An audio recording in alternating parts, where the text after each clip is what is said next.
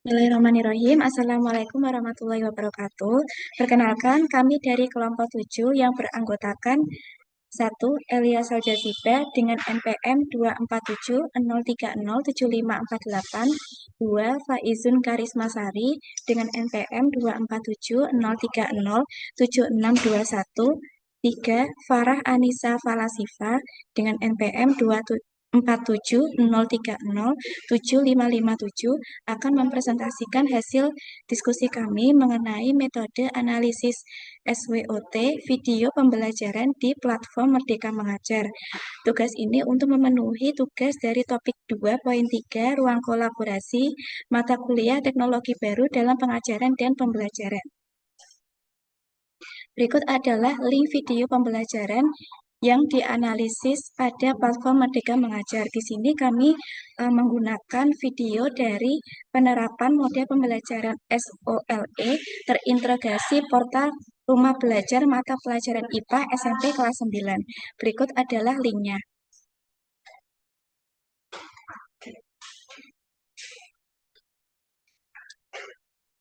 Yang pertama adalah jenis teknologi yang digunakan. Berikut adalah jenis teknologi yang digunakan pada video pembelajaran yang ada di PMM. Yang pertama adalah menggunakan teknologi Chromebook, yang kedua LCD dan proyektor, dan yang ketiga adalah portal rumah belajar. Selanjutnya adalah jenis multimedia yang digunakan pada video pembelajaran tersebut. Yang pertama adalah poster dari materi sistem reproduksi manusia dan PowerPoint materi sistem reproduksi manusia. Berikut adalah analisis SWOT. Yang pertama adalah strength atau kekuatan atau keunggulan teknologi dan multimedia yang digunakan dalam pembelajaran. Yang pertama adalah belajar menjadi lebih menarik dan interaktif. Portal Rumah Belajar menyediakan materi yang menarik sehingga mempermudah peserta didik dalam memahami materi sistem reproduksi manusia.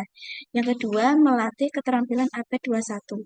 Peserta didik belajar untuk bekerja sama dalam kelompok, berpikir kritis, dan mencari informasi secara mandiri.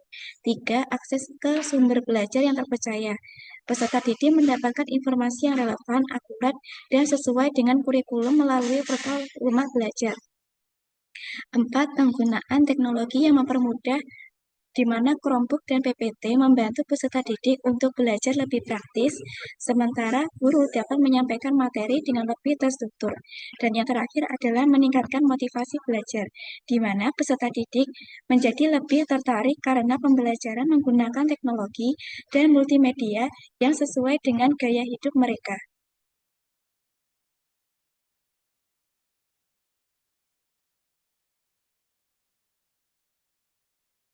Yang kedua adalah weakness atau kelemahan atau kekurangan dari teknologi dan multimedia yang digunakan ke dalam pembelajaran. Yang pertama adalah bergantung pada akses internet, di mana pembelajaran akan menjadi sangat tergantung pada koneksi internet yang stabil.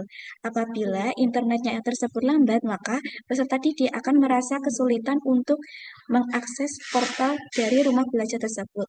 Yang kedua adalah tidak semua peserta didik terbiasa dengan teknologi, di mana terdapat peserta didik yang kurang mahir dalam menggunakan Chromebook maupun portal belajar, sehingga akan membutuhkan waktu untuk peserta didik beradaptasi. Yang ketiga, peserta didik bisa teralihkan. Ketika menggunakan Chromebook, ada kemungkinan peserta didik membuka situs ataupun aplikasi lain yang tidak relevan dengan pembelajaran.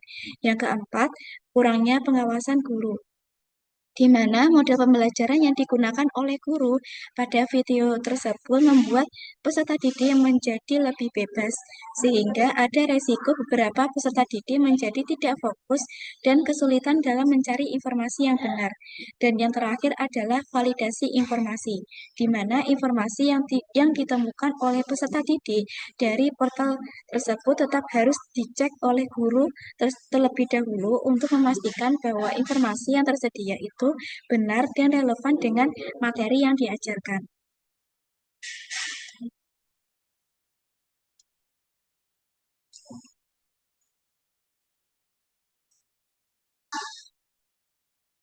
Baik, selanjutnya saya akan menjelaskan apa itu opportunities atau bisa disebut dengan peluang integrasi teknologi dan multimedia yang digunakan ke dalam pembelajaran. Opportunities dari video pembelajaran yang ada dalam PMM pada kelompok kami yang analisis, diantaranya yang pertama adalah teknologi yang digunakan berupa laptop yang digunakan siswa secara berkelompok untuk mencari referensi pada portal Rumah Belajar dapat meningkatkan keterlibatan peserta didik melalui pengalaman secara langsung. Yang kedua, kegiatan secara berkelompok juga dapat mendorong peserta didik untuk dapat berkolaborasi dengan anggota kelompoknya dalam menyelesaikan LKPD yang diberikan oleh guru. Di antaranya pada kegiatan video tersebut adanya kerja kelompok yang dilaksanakan oleh masing-masing kelompok, kemudian adanya presentasi yang mendorong peserta didik untuk berkolaborasi dengan antar anggota kelompoknya.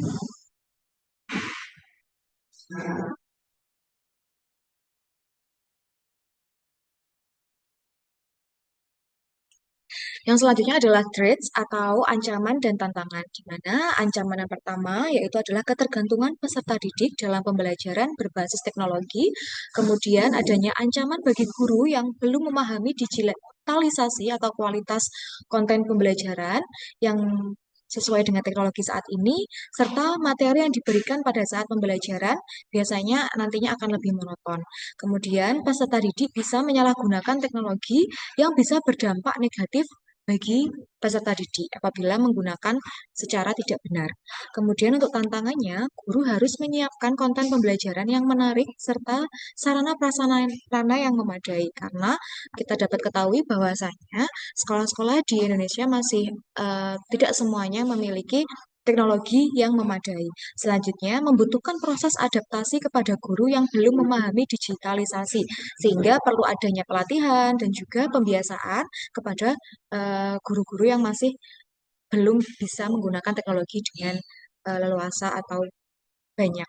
Kemudian minimnya pengawasan belajar dengan menggunakan teknologi. Itu di mana guru juga harus memiliki eh, pengawasan terhadap peserta didik dalam menggunakan teknologi yang diajarkan oleh guru tersebut.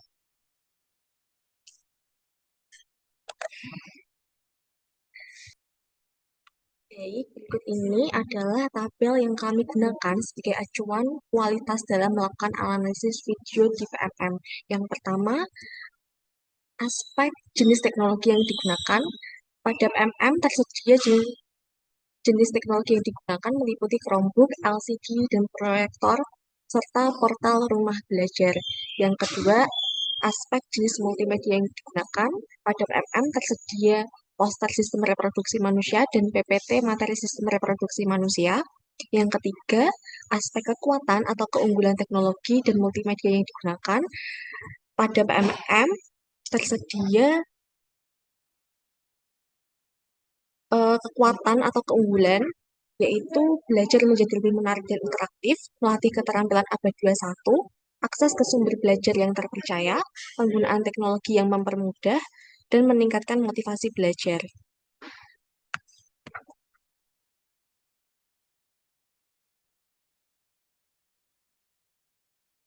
Ya, aspek keempat yaitu kelemahan atau kekurangan teknologi dan multimedia yang digunakan. Pada video PMM tersedia kelemahan atau kekurangan dari teknologi yang digunakan, yaitu bergantung pada akses internet. Tidak semua peserta didik terbiasa dengan teknologi, peserta didik dapat teralihkan, kurangnya pengawasan guru, dan perlunya validasi informasi. Aspek yang kelima yaitu peluang integrasi teknologi dan multimedia yang digunakan ke dalam pembelajaran di Indonesia.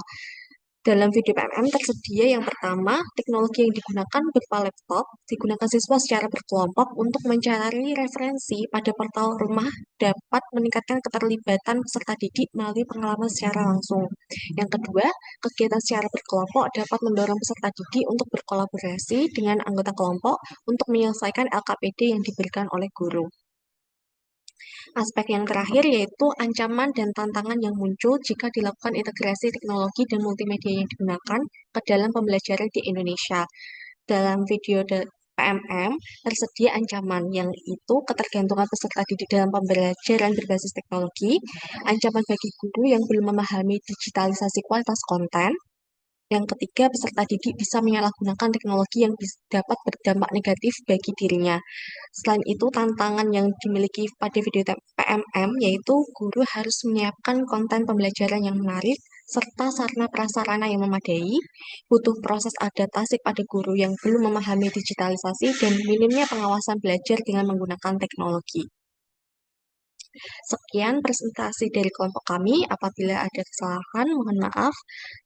Wassalamualaikum warahmatullahi wabarakatuh.